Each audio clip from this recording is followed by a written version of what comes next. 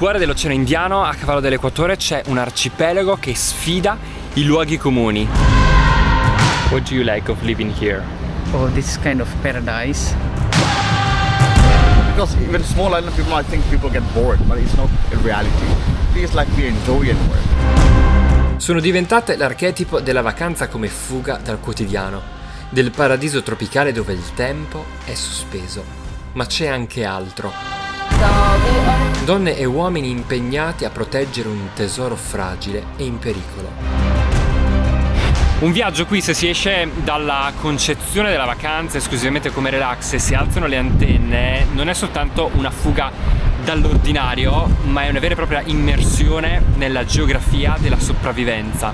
Vi porto nelle Maldive oltre cliché.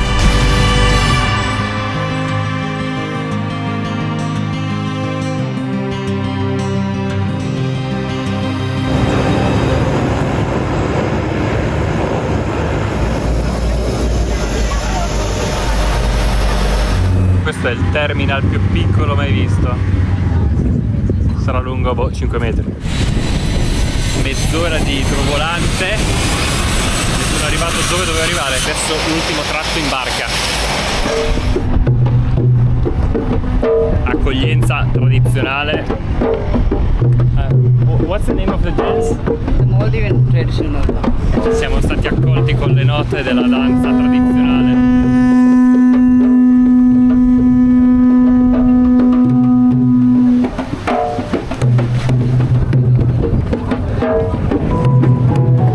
Nell'atollo Nilandé Sud, vicino all'equatore, si avvicina la stagione delle piogge. Eppure il cambiamento climatico sta scompaginando tutto e per una settimana non vedrò una goccia dal cielo o quasi. Le Maldive non sono soltanto quel paradiso da cartolina come questa, dove sdraiarsi dalla mattina alla sera sulla spiaggia e non far altro che aspettare che il sole tramonti, perché c'è un'altra storia da raccontare. La storia di una biodiversità rara, di ecosistemi in equilibrio precario e di donne e uomini che si battono per preservare questo ambiente minacciato dall'innalzamento dei mari. What do you like of living here? Oh, this is kind of paradise. No need to think about the much expenses. We can live here with very low expense. And it's like if we are earning like $600 per month, there's enough to take care of one small family.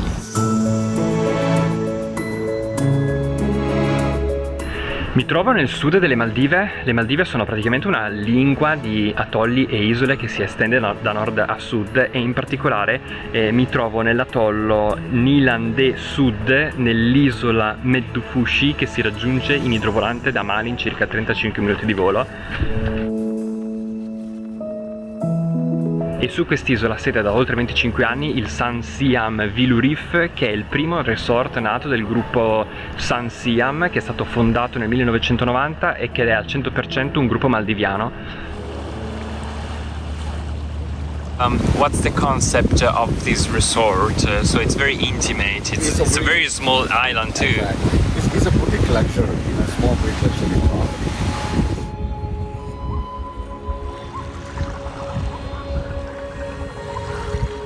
È un resort più piccolo, più raccolto rispetto a molti altri delle Maldive. La dimensione è davvero molto intima, quest'isola è molto piccola, si passeggia per questi viali in mezzo alla foresta di palme su cui si affacciano le varie camere, che poi sono delle vere e proprie villette sul mare, e si ha a che fare con l'ospitalità tradizionale maldiviana, che è fatta anche in realtà di tanti immigrati, soprattutto dallo Sri Lanka, dall'India. But isn't it difficult to travel from one island to another, having a family in one island and then you'll work in another island? It is not so difficult nowadays, because before it was very difficult, but now we have connected with the ferries from Malé to the whole atoll. That's why it is not so difficult now.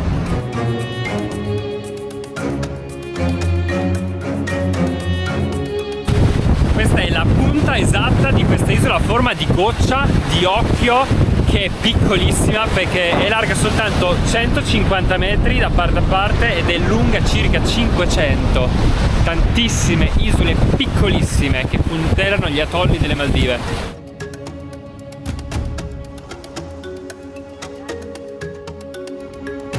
Il grandissimo vantaggio di quest'isola è che la barriera corallina è letteralmente a pochissimi metri, una decina di metri dalla riva, per cui uno può uscire dalla sua camera con tutto il kit per lo snorkeling e tuffarsi direttamente, soprattutto la mattina quando l'acqua è più nitida.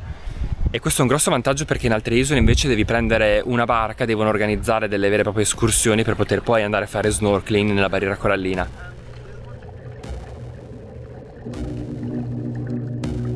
What is up here? There is a reef? There's reef, there's corals. It's like a different kind of reef. This reef is like a ledge. This goes down all the way. And then you see like many fish. Okay.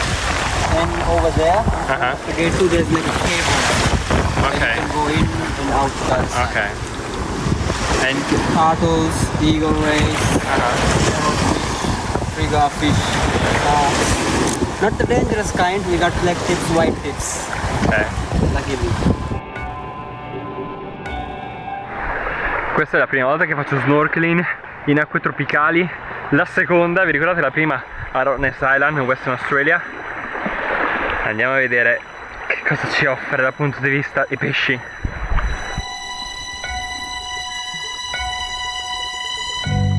Non dimenticherò mai la sensazione del volto che per la prima volta fende l'oceano, dischiudendo un nuovo mondo, liquido e luminoso, tiepido e variopinto, silenzioso, vibrante, eterno.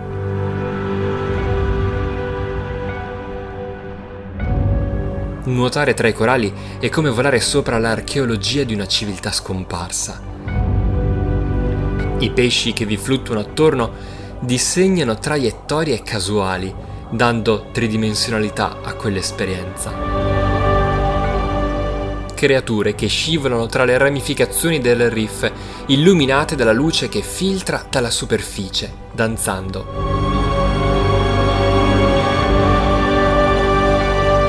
Resto ipnotizzato dal fondale. Spettacolare, una quantità di pesci incredibile.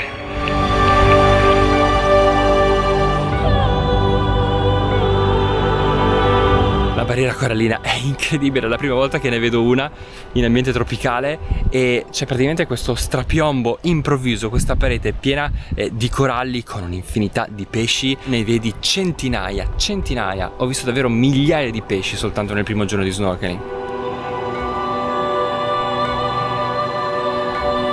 In alcuni tratti, il bianco innaturale dei coralli racconta una realtà amara, quella del riscaldamento globale che sta colpendo anche queste meraviglie. Nei prossimi episodi incontreremo biologi marini che ogni giorno lavorano per restituire vita alla barriera corallina. Where are we going? So today, first we are going to the house reef, and we have 3 spots: gate 1, gate 2, and gate 3. We'll check the current. If the current is this way, we'll start from here and go up till 2.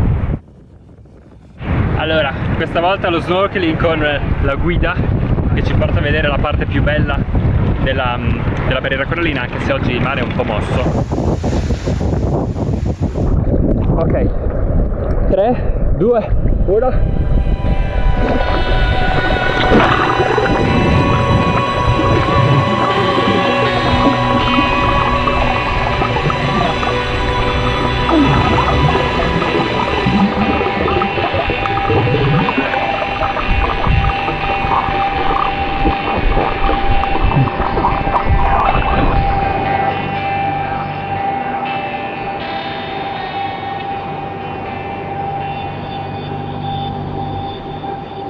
Si è parlato negli ultimi anni di sbiancamento dei coralli. Questa è una cosa in realtà che muta costantemente, che cambia da area a area delle Maldive. Ad esempio in quest'isola specifica c'è un'area in cui hanno perso un po' il colore, ma c'è un altro lato in cui invece sono coloratissimi, e in ogni caso ci sono talmente tanti pesci ovunque che i colori non mancheranno mai.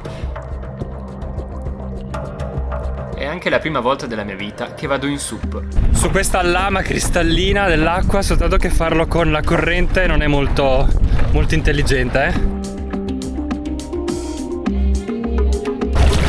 è finita che devo andare a bracciate perché sono più potente così che con il remo stando in piedi.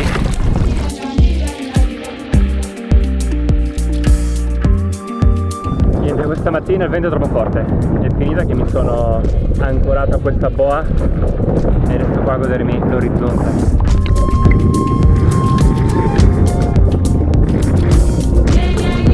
C'è un piccolo baby shark interessato alla mia tavoletta.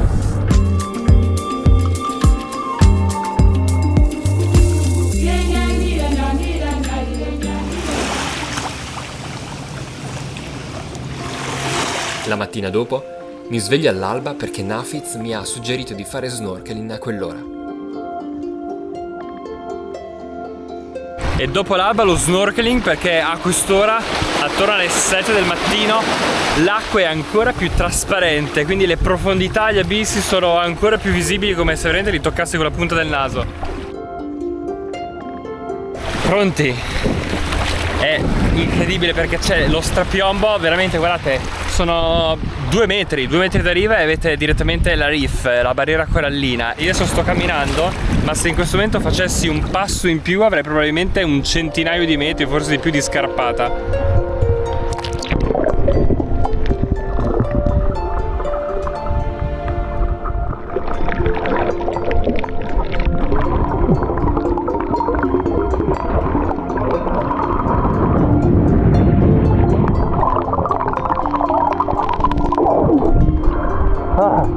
E quella è la mia camera e questa è la barriera corallina.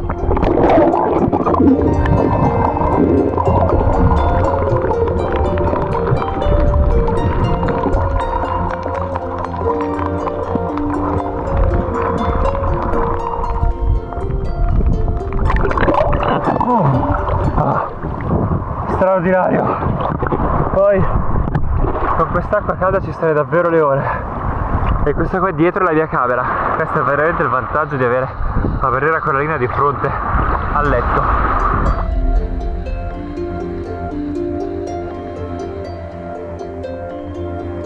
Nel prossimo episodio resteremo sull'isola di Vilo Reef, svelando le radici culturali delle Maldive a partire dalla tavola, delle architetture tradizionali tra i volti sinceri dei maldiviani. Continua a viaggiare, iscriviti al canale YouTube Un Reporter in Valigia.